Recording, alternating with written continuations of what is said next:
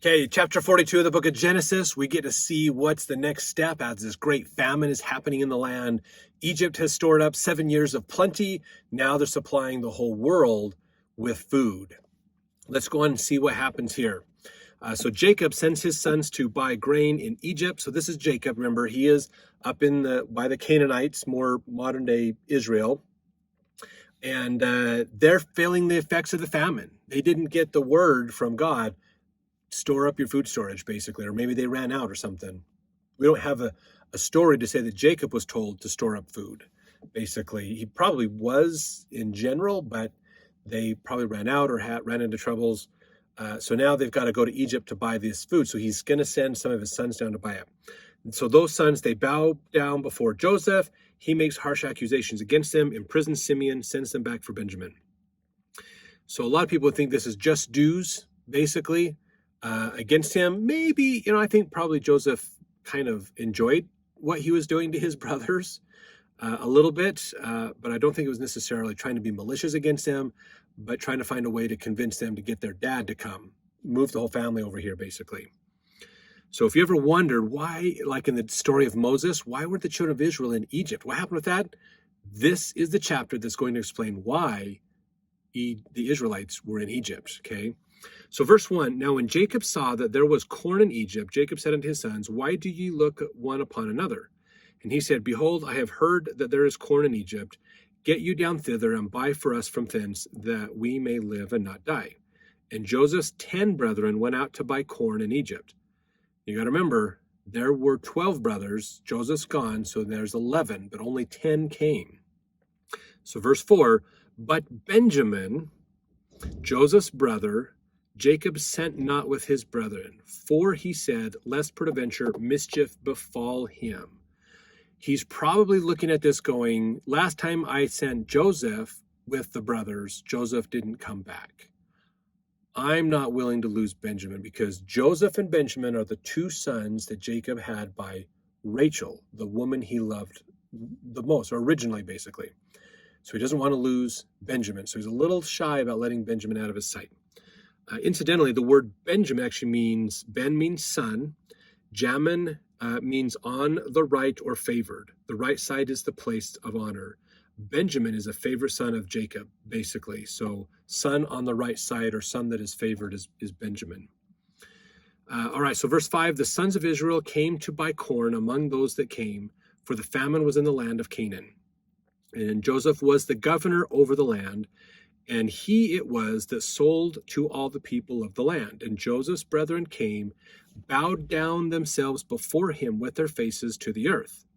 And Joseph saw his brethren, and he knew them, but made himself strange unto them, and spake roughly unto them. And he said unto them, whence come ye? And they said, from the land of Canaan to buy food. And Joseph knew his brethren, but they knew him not. Now, a lot of people have wondered about this. Basically, why did they not recognize their brother in this whole thing? He probably had a family resemblance. He probably looked a little different than him. He probably, because he dressed more Egyptian, he probably was a little more tan than maybe the Israelites were. But of course, he's dressed up in a way that he would look different than the Hebrew people would have. He's not wearing the robes and things. He's wearing jewelry and fine linens and silks and stuff like an Egyptian royalty would. Not to mention, you have to realize, here's actually a quote here. It had been 22 years since the sons of Jacob had last seen Joseph. 13 years of slavery in prison for Joseph, and 7 years of plenty and 2 years of famine, before Jacob's family was forced to go to Egypt for grain. Joseph was a teenager when his family had last seen him. Now he was a mature, middle-aged man. And even if Joseph still looked very much as he did when he was younger, who would believe that a brother who was sold as a slave to a caravan of Arabians would have become the second most powerful man in Egypt? So I think there's the two challenges there. One is he was a teenager, so he was still in his developing years when he was sold. Now he's middle-aged, so he's gained some weight probably. His hair maybe thinned a little bit. He's different. He has probably a little bit deeper voice, so they wouldn't fully recognize him because he doesn't look the same. He's grown up. Not to mention, like they said, they have no idea. I mean, it's been 22 years. Most of the brothers have completely forgotten about Joseph, probably, and don't even have a clue where he's at or what's going on, let alone realizing that he's the second most powerful man in Egypt. I think from a standpoint of mentality, they would have never considered that in a million years. Basically, they probably just thought he was dead. He died in slavery. He got killed or ran over or starved to death or something, and he was gone. Never in their wildest dreams would they think that he is here, basically. So verse 9, and Joseph remembered the dreams which he dreamed of them, and said unto them, Ye are spies, to see the nakedness of the land, ye are come. So he realizes, wait a minute, I had these dreams when I was a young man about them. Remember, he would rule over them, be a ruler for them, and he's realizing, oh my gosh, I kind of am a ruler over them. So now he's accusing them of being a spy, basically sneaking in to try to understand Egypt. Verse 10, they said unto him, Nay, my lord, but to buy food are thy servants come. We are all one man's sons. We are true men. Thy servants are no spies. So they're trying like, no, we're not spies. We come from the same family. You know, we live in Canaan, but we're all of one family. We're not Canaanites, basically. There's probably some animosity between the Egyptians and some of the Canaanite groups and things up there as well. Verse 12, he said unto them, Nay, but to see the nakedness of the land ye are come. So he's like, you guys are coming to spy on us, to see how bad the famine is over here, aren't you? And they're like, no, they're not. We're not. Verse 13, and they said, Thy servants are 12 brethren, the sons of one man in the land of Canaan. And behold, the youngest is this day with our father, and one is not. So they said, no, we're 12 brothers, 12 brothers together. Well, one's not here, 10 brothers, one's not here, and one is gone, basically. And then Joseph says unto them, That is it that I spake unto you, saying, Ye are spies. So Joseph's going, no, I'm not believing you. What I say goes, and I say you're spies. So verse 15, hereby ye shall be proved. By the life of Pharaoh, ye shall not go forth thence. This is making a covenant, kind of like a promise, a swearing, an oath to them.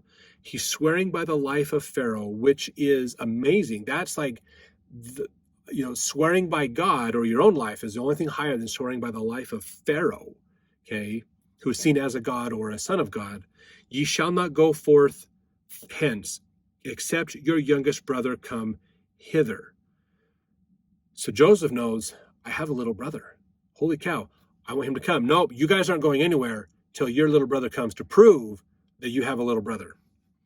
So verse 16, send one of you, let him fetch your brother, and ye shall be kept in prison, that your words may be proved, whether there be any truth in you, or else by the life of Pharaoh, surely ye are spies. And he put them all together into ward 3 days. So they went to jail for 3 days, basically. He threw them all in jail.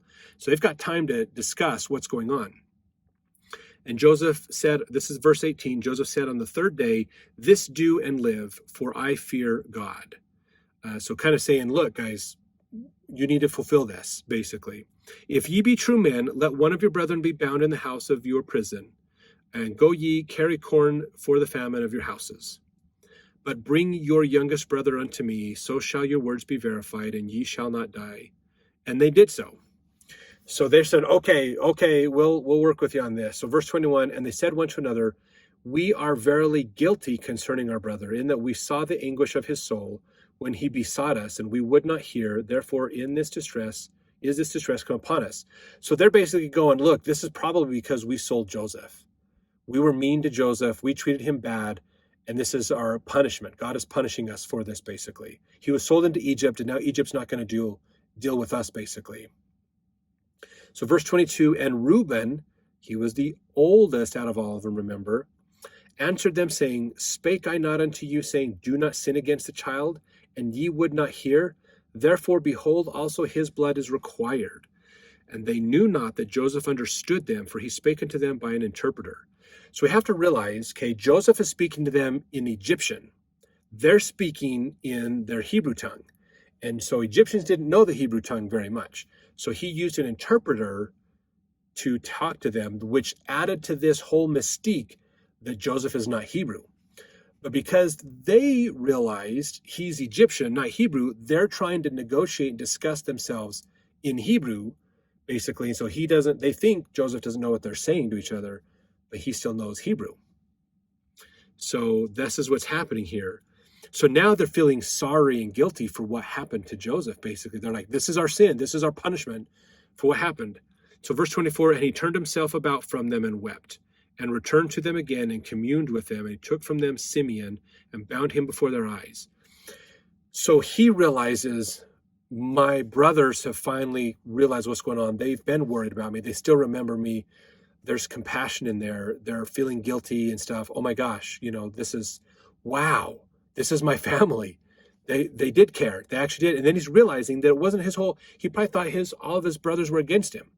And then he realizes Reuben tried to talk him out of it.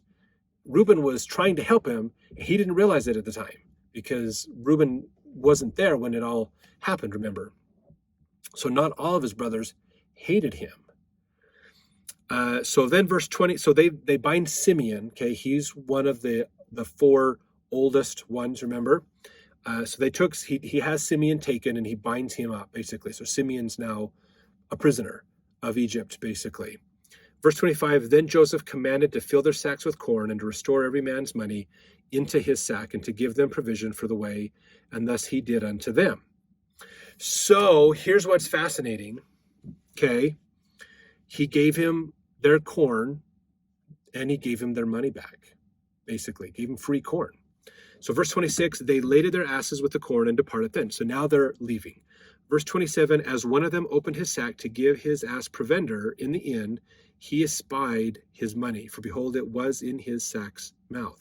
So one of them, it doesn't tell us which one, but he goes okay, let's get some corn. My donkey needs something to eat. I'm going to just get a scoop of this corn and feed it to him to help out. He opened the sack and there's the money. He's like, oh my gosh, what the heck? So he goes to his brethren, verse 20, and he says unto his brethren, my money is restored, and lo, it is even in my sack. And their heart failed them. And they were afraid, saying one to another, what is this that God hath done unto us? So you've got to realize, Kay, Egypt is like the superpower in the world at the time. They were a big place. And of course, they're the ones that are controlling everything. Their army is fed. Everybody else is starving to death.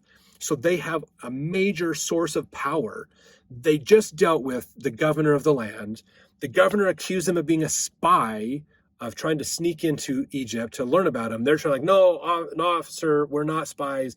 We're here. One of their brothers is now held captive by Egypt. And so they have to take all this grain back that they bought and then bring Benjamin, otherwise Simeon's dead, basically.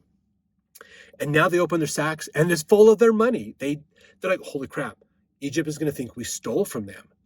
Oh my gosh, how could this get any worse? This is crazy what's going on. So then verse 29, they came unto Jacob their father unto the land of Canaan and told him all that befell unto them, saying, the man who is the Lord of the land spake roughly to us and took us for spies in the country. And we said unto him, we are true men, we are no spies. We be 12 brethren, sons of our father, one is not, and the youngest is this day with our father in the land of Canaan. And the man, the Lord of the country, said unto us, hereby shall I know that ye are true men. Leave one of your brethren here with me, and take food for the famine of your households, and be gone. So he's like, fine, I'll sell you the grain, but one son has to stay here. And if you want to prove to me that you're not a spy and get your brother back, bring your youngest brother to prove that what you said is true. And if what you said is true, then this brother can go free and you'll be all right. You won't be seen as spies. Otherwise, this brother dies. So verse 34, bring your youngest brethren to me, then shall I know that ye are no spies, but that ye are true men. So will I deliver you your brother, and ye shall traffic in the land. So this is a big deal. If they can't do commerce in the land, if they're seen as spies, they're going to be kicked out of the land. The armies can be going after them. Not a good situation at all. They're seen as the enemy, basically. And you don't want to be an enemy to Egypt at this point because Egypt's holding all the cards, basically. Verse 35, and it came to pass as they emptied their sacks that behold, every man's bundle of money was in his sack. And when both they and their father saw the bundles of money, they were afraid. And Jacob their father said unto them, me have ye bereaved of my children. Joseph is not, and Simeon is not, and ye will take Benjamin away. All these things are against me. So Jacob's like, what in the world are you guys doing? First Joseph dies. Now Simeon is going to die. Egypt's going to think we're spies and not deal with us. And now they're going to think we're thieves. This is not good. I mean, the whole might of Egypt could wipe us out, basically. We're gone. So he's really depressed. And then he's got to have his youngest, his cherished son, go to Egypt. So Reuben comes up in verse 37, spake unto his father, saying, slay my 2 sons, if I bring him not to thee. Deliver him into my hand, and I will bring him to thee again. So Reuben is going, Dad, let me take Benjamin back. If Benjamin does not come back, you are free to kill my sons in exchange for Benjamin. You got to realize, if you're Reuben's sons, you're probably like, what? What are you talking about, Dad? What the heck? But I mean, this is kind of how it worked back then. This is what they did. So that was kind of that Hammurabi code, a life for a life kind of thing. Verse 38, and he said, my son shall not go down with you. So this is Jacob speaking. For his brother is dead, and he is left alone. If mischief befall him by the way in the which we go, then shall ye bring down my gray hairs with sorrow to the grave.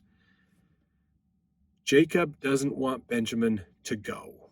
So what are we going to have to do about this? Well, that is in the next chapter. I hope you're enjoying these videos. Like them if you are enjoying these. Share them. Comment, what do you think? I mean, what would be going through your mind in this kind of a situation as well? When have you felt the world is against you, not realizing that there's a plan that God has to help you escape and be better? Could be some good thoughts in there. Let's jump on to the next chapter to learn more about what happens.